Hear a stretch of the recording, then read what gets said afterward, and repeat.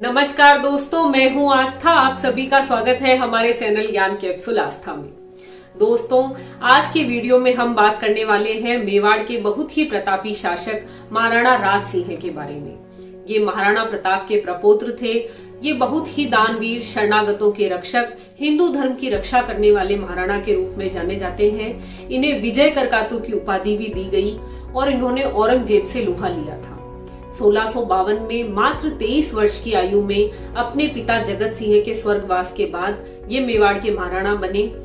ये जब मेवाड़ के महाराणा बने उस समय मुगलिया सल्तनत का बादशाह था शाहजहां। महाराणा प्रताप और अकबर के बीच चले लंबे संघर्ष के बाद से ही सभी मुगल बादशाह मेवाड़ से संधि करना ही उचित समझते थे। शाहजहां के समय भी मुगल और मेवाड़ के बीच संधि थी, जिसके अनुसार चित्तौड़गढ़ का दुर्ग मेवाड़ के अधीन था, लेकिन मेवाड़ महाराणा वहां कोई नया निर्माण नहीं करवा सकते थे। शाहजहां ने भी मेवाड़ के आसपास की रियासतों जैसे डूंगरपुर, बांसवाड़ा आदि को अपने नियंत्रण में ले रखा था और कुछ मेवाड़ी रियासतें जैसे जहाजपुर, पुर, सावर आदि पर भी सीधा नियंत्रण कर रखा था। महाराणा राज सिंह ने भी महाराणा बनते ही चित्तौड़गढ़ के दुर्ग में नया निर्माण आरंभ करवा दिया, जो कि संधि के विरुद्ध था। शाहजहां को जब इस बात का पता चला तो उसने सादुल्ला खां के नेतृत्व में 30,000 की सेना चित्तौड़गढ़ के किले पर भेजी। महाराणा राज सिंह ने इसका कोई प्रतिकार नहीं किया। उन्होंने महाराणा राज सिंह द्वारा करवाया गया सभी निर्माण ध्वस्त कर दिया। महाराणा राज सिंह सही मौके का इंतजार करने लगे और इन्हें सही मौका मिला 1657 में, जब शाहजहां के पुत्र औरंगजेब, दारा शिकोह मुराद और शुजा के बीच उत्तराधिकार का संघर्ष शुरू हुआ।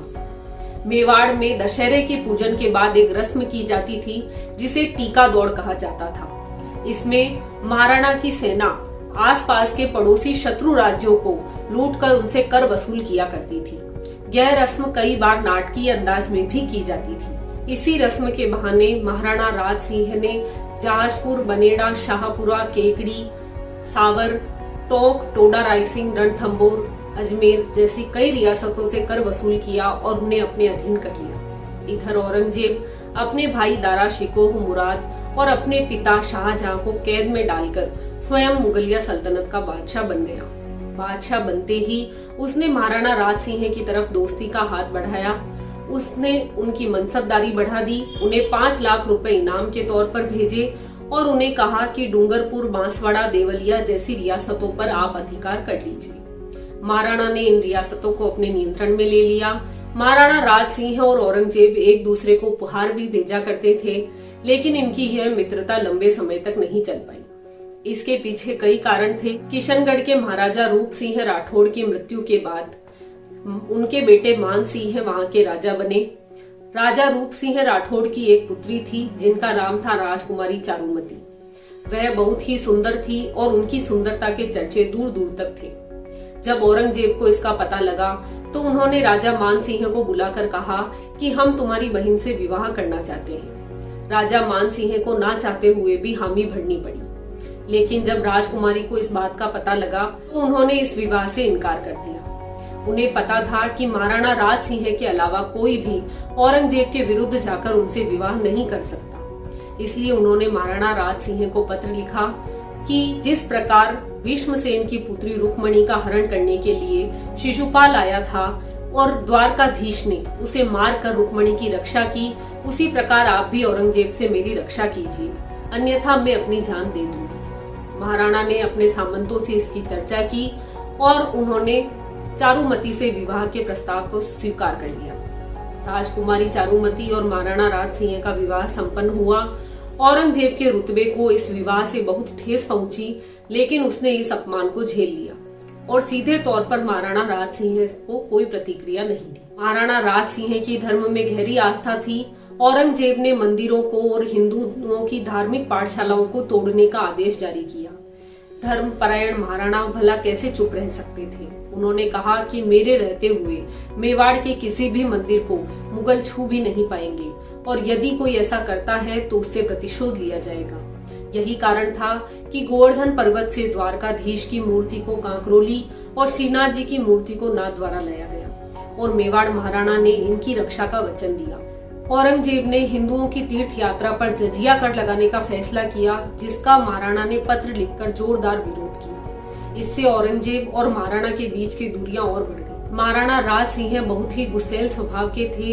ये मेवाड़ के एकमात्र महाराणा हैं जिन पर अपने ही पुत्र की हत्या का दोष है।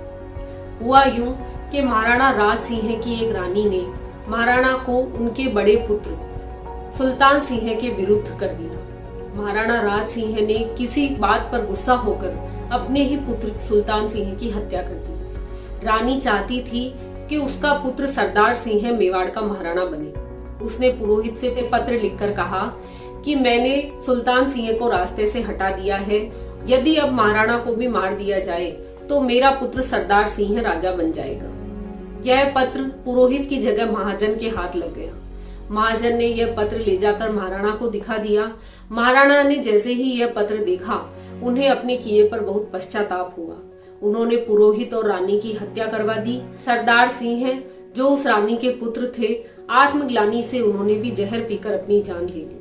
महाराणा के दोनों पुत्र सरदार सिंह और सुल्तान सिंह सगस जी के रूप में लोक देवता के तरह पूजे जाते हैं। इसी हत्या के प्रायश्चित में महाराणा ने रत्नों का तुलादान किया, स्वर्ण का तुलादान किया, चांदी का तुलादान किया और कई तालाबों, बावड़ियों और झीलों का निर्माण करवाया।